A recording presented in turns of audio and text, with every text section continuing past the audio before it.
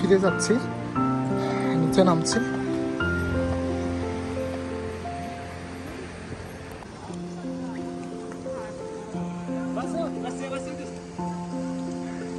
Cricket খেলতেছে। সমস্যা হচ্ছে প্লেয়ার দাঁড়ানো, দেখেন কোথায় কোথায় দাঁড়াইছে। 2 রান নিয়ে ফেলছে।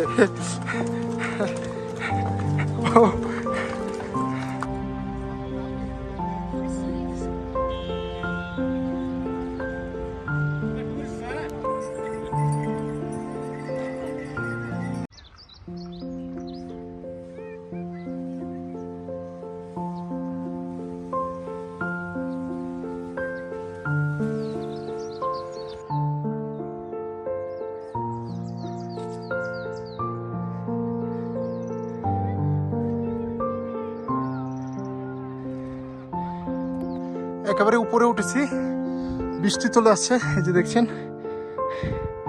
কি একটা অবস্থা, অনেক উপরে উঠতে হচ্ছে। দেখেন খাড়ায় উঠটায় পথ, গুলমার্গ, ফোটা ফোটা বৃষ্টি পড়ছে। এখান থেকে নেমে যাওয়াই ভালো। এত উপরে উঠছি, এখানে পেরে ইতিমধ্যে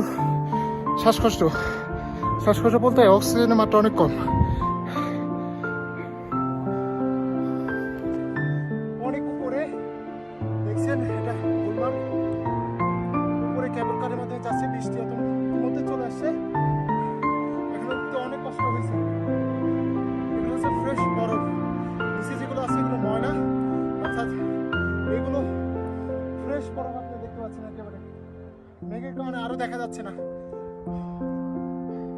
ইতিমধ্যে মেঘ চলে আসছে। একটু পরে ওঠার পরপরই পানি পিপাসা লাগছে।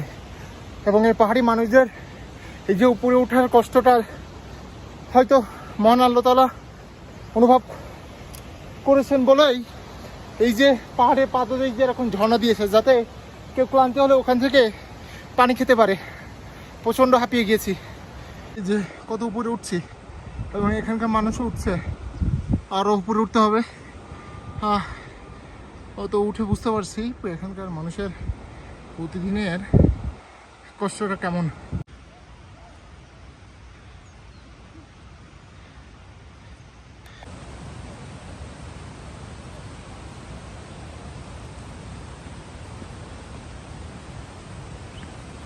কি খরা রাস্তা, এই যে সবাই উঠতেছে দেখেন।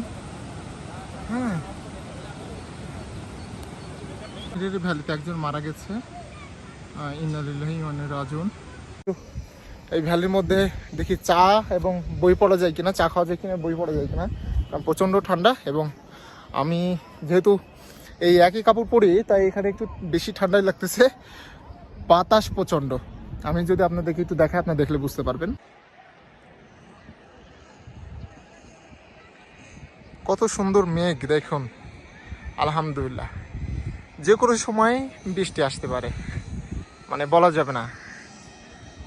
এত সুন্দর ভ্যালি, আলহামদুলিল্লাহ আলহামদুলিল্লাহ।